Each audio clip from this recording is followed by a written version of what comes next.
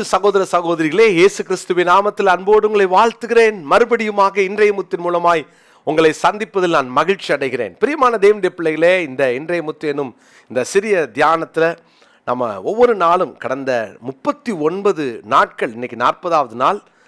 Lent நாட்களில் பொதுவாக ஞாயிற்றுக்கிழமையை நாம் சேர்க்க மாட்டோம். ஆனால் இது ஒரு தொடர் செய்தியாக இருக்கிறதுனால நம்ம ஒவ்வொரு நாளுமே தியானிக்கிறதுக்காக 46 ஸ்டேஷன்ஸை நம்ம தொடர்ந்து தியானிக்கிறோம். எகிப்திலிருந்து கானானுக்கு போகிற அந்த இஸ்ரவேல் ஜனங்கள் பாளையம் இறங்கின இடங்கள். ஆனால் குட்டி குட்டியாக நிறைய இடங்கள் உண்டு, நம்ம எல்லாத்தையுமே கவர் பண்ண முடியலை. ஸோ நம்ம ஈஸ்டர் வரைக்கும் இதை கொண்டு போக போகிறோம். ஆனால் இந்த என்னாகமம் 33:46 இவங்க இன்னொரு ஸ்டேஷனில் கால் வைக்கிறாங்க. தீபோன் காத்தில் பாளையம் இறங்கினவர்கள் தீபோன் காத்திலிருந்து புறப்பட்டு போய் அல்மோன் திப்லத்தாயிம் அப்படின்ற ஒரு ஊர், அல்மோன் திப்லத்தாயிம் அப்படின்ற ஒரு இடத்திலே பாளையம் இறங்கினார்கள்.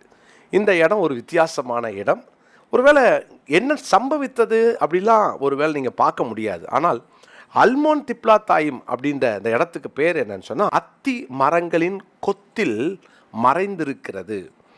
அந்த ஃபிக் ட்ரீயுடைய அந்த கிளஸ்டர்ஸ்குள்ளே ஏதோ ஒன்று மறைஞ்சிருக்குதான். அத்தி மரத்தின் கொத்துகளில் மறைந்திருக்கிறது.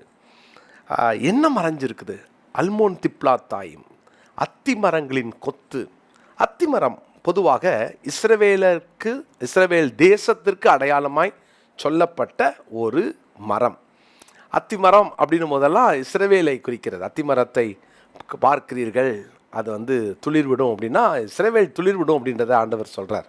ஸோ இஸ்ரவேல் தேசத்திற்கு தேவன் கொடுக்கிற ஒரு அடையாளம், அதுதான் இதனுடைய காரியம். அப்படின்னா பெரும்பாலும் பார்த்திங்கன்னா இது அடையாளமாக இஸ்ரவேலுக்கு கொடுக்கப்பட்டாலும் நிறைய ஆவிக்குரிய ஆசீர்வாதங்களையும் இந்த அத்தி மரத்தின் மூலமாய் நாம் கற்றுக்கொள்ள முடியும். அருமையான கர்த்தருடைய பிள்ளைகளே, இது தேசத்தினுடைய ஆன்மீக நிலையையும் கூட அத்தி மரத்தினால் தேவன் பல காரியங்களை கற்றுக் கொடுக்கிறார். அல்மோன் திப்லத்தாயிமும் மோவாபிய பட்டணங்களின் ஒரு இடம்தான். இந்த இடத்துக்கு வரும்போது தேவன் இஸ்ரவேலுக்கு கொடுக்க போகும் தேசத்தை குறித்ததான ஒரு வெளிச்சம்தான் இந்த அல்மோன் திப்லத்தாயிமிலே கிடைக்கிறது. இன்னொரு வார்த்தையில் கூட சொல்லலாம், இது ஒரு நம்பிக்கையின் பகுதி என்று கூட சொல்லலாம். ஏன்னா இப்போ தான் இஸ்ரவேல் என்னும் ஒரு தேசத்தை குறித்ததான ஒரு வெளிச்சத்தையும் ஆண்டவர் அவர்களுக்கு கொடுக்கிறார். இத்தனை வருஷமாக காத்திருந்தோமே அப்படின்னு இந்த 40வது ஸ்டேஷனுக்கு வரும்போது தான் கர்த்தர் ஒரு வெளிச்சத்தை காமிக்கிறார். ஒரு நம்பிக்கை பிறக்கிறது. உங்களுக்கு ஒரு சொந்த தேசம் வரப்போகிறது, உங்களுக்கு ஒரு சொந்த இடம் வரப்போகிறது. அப்போது அந்த இஸ்ரவேல் என்னும் ஒரு தேசம் இதுவரைக்கும் மறைஞ்சே இருந்துச்சு. போவோமா, போகமாட்டோமா, சேருவோமா, சேரமாட்டோமா, என்ன நடக்க போகிறது அப்படின்ற ஒரு பெரிய ஒரு போராட்டத்தின் பாதையில் இந்த அல்மோன் திப்லத்தாயிமுக்கு வரும் பொழுது தேவன் அவர்களுக்கு ஒரு வெளிச்சத்தை கொடுக்கிறார். என்ன? அந்த அத்தி மரங்களின் அந்த கொத்திலே மறைந்திருக்கின்ற சில ரகசியங்கள்.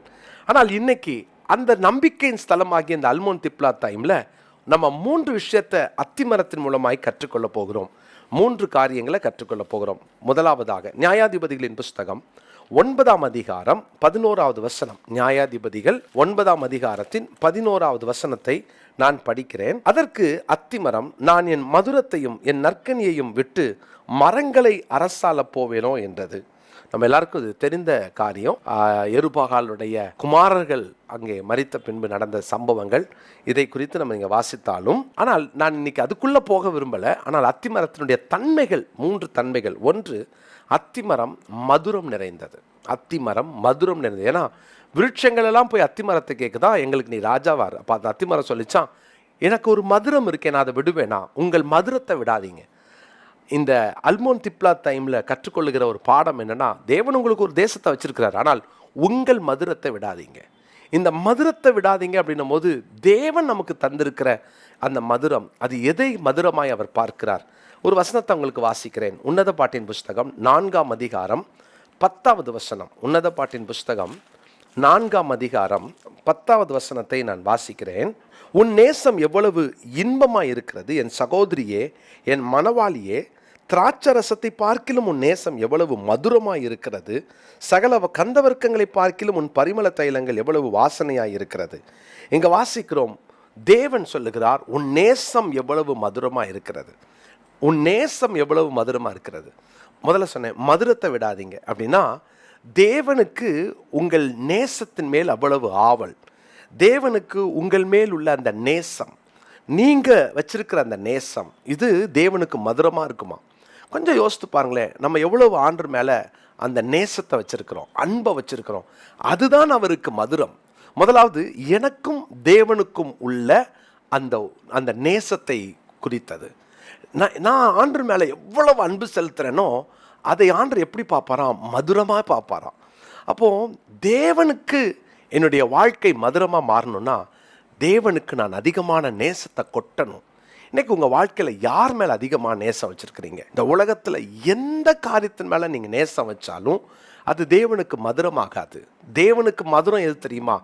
அவர் மேலே நீங்கள் நேசம் வைக்கணும், அவர் மேலே உங்களுக்கு நேசம் வைக்கணும். கர்த்தருடைய பிள்ளைகளே, உங்கள் மதுரத்தை தேவன் எதிர்பார்க்கிறார். அதுதான் உங்கள் நேசம் அவருக்கு தேவை.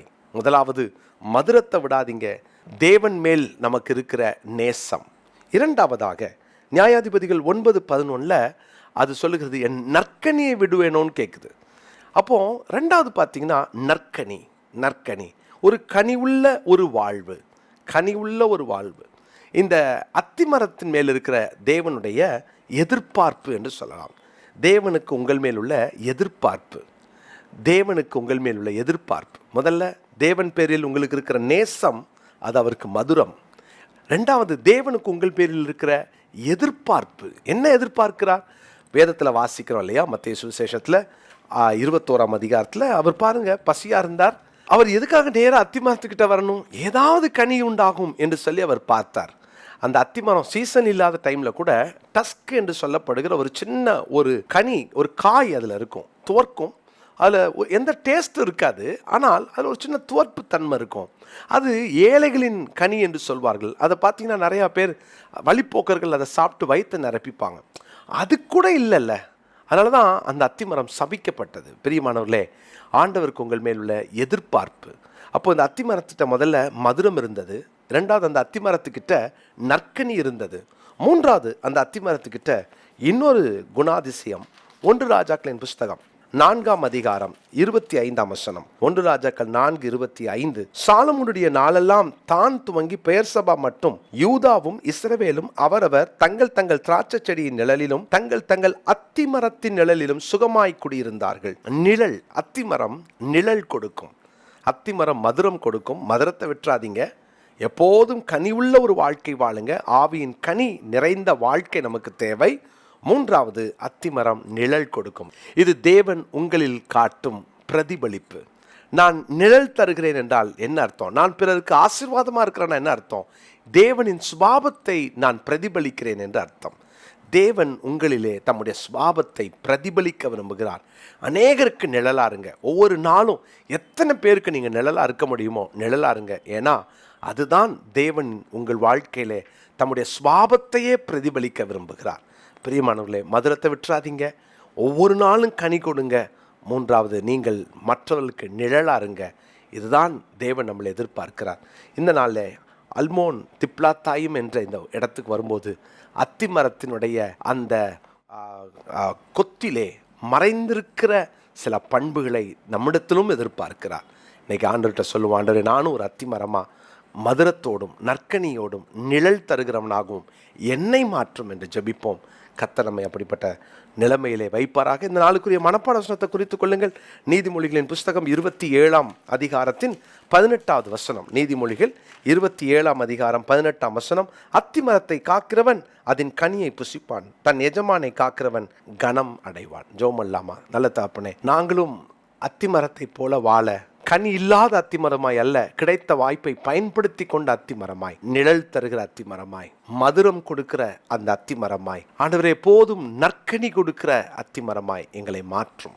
எங்கள் வாழ்வு ஆண்டவரே மற்றவங்களுக்கு பிரயோஜனம் இல்லாமல் காஞ்சி போய் பட்டு போய் சபிக்கப்பட்ட ஒரு வாழ்வு எங்களுக்கு வேணாம்ப்பா.